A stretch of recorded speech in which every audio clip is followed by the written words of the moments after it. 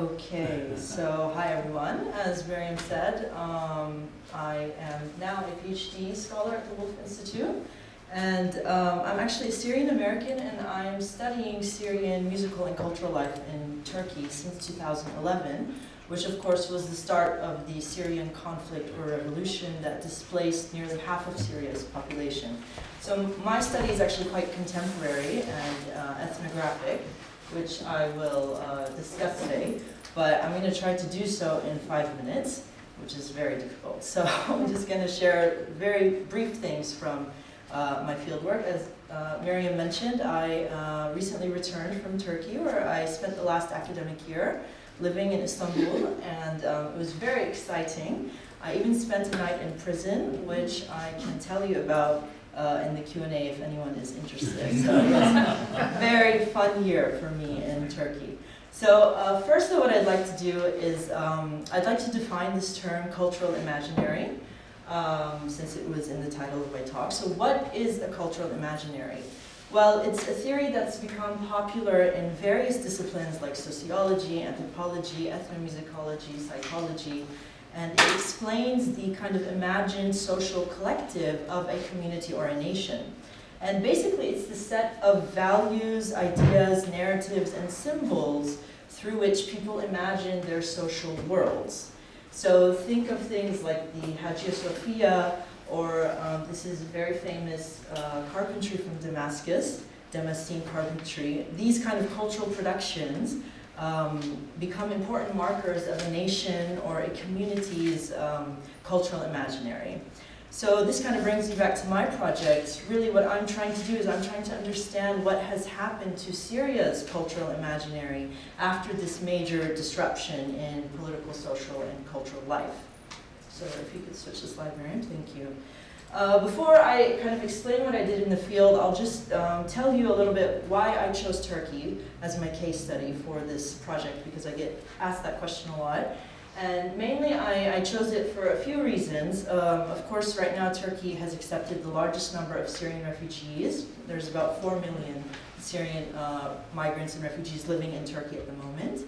But I also chose Turkey because of the cultural affinities between Turkey and Syria. So we know, of course, Turkey is geographically very close to Syria, and cultural habits like food, dress, religious practices, musical culture, very, very similar. And you know, this is of course because, historically speaking, because of the Ottoman Empire. So the Ottoman Turks controlled Greater Syria for about 4 centuries, between 1516 and the end of World War I, 1918. So as a result, you had a lot of kind of interaction culturally and absorption of various traditions between these populations. So if you could switch the slide, Miriam, thank you. So I spent the last year, the last academic year in Istanbul, working with various cultural and Arab migrant organizations, basically. These are a few examples of some of the organizations I worked with. Many of them were started by Syrian migrants in Turkey. And you know, apart from doing staff interviews and participant observation at these institutions, I also interviewed most Syrian musicians and artists who are currently living in Istanbul. If you can switch the slide, Miriam, thank you.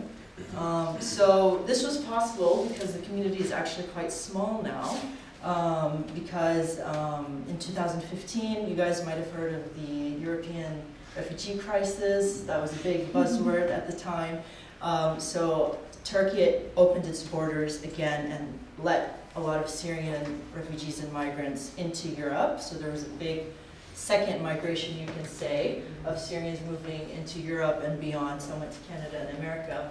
So half of the musician and artist population kind of left Turkey in 2015. But some still remain, such as this is one musician I interviewed, Serkan Happy, who's from Aleppo. And you know, the ones who have stayed have opened their own studios, they've performed with really famous Turkish musicians, and they've really integrated culturally in kind of the Istanbul scene, so to speak.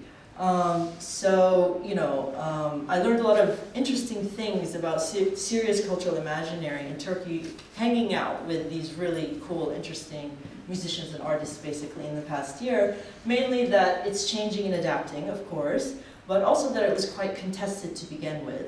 And now I'm in the process of working through all of this and trying to turn it into a PhD dissertation.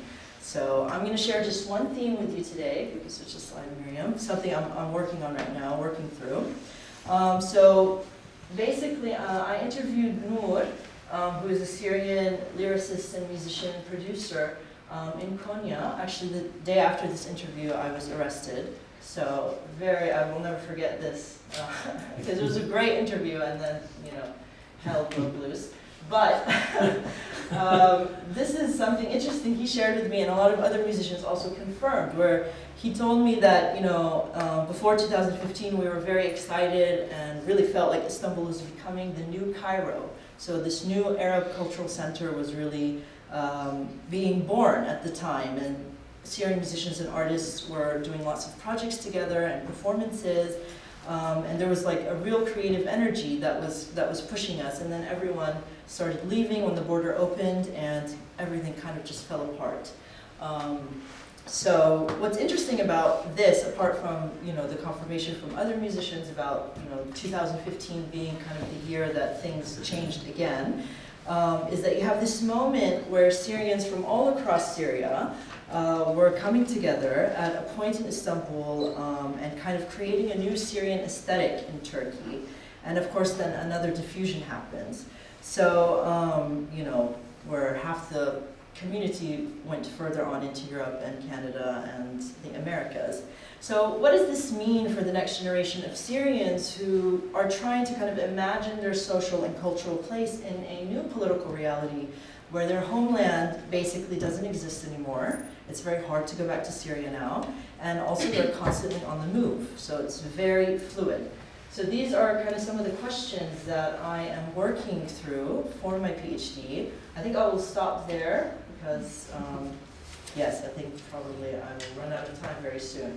But you can ask me further questions in the Q&A. Thank you very much.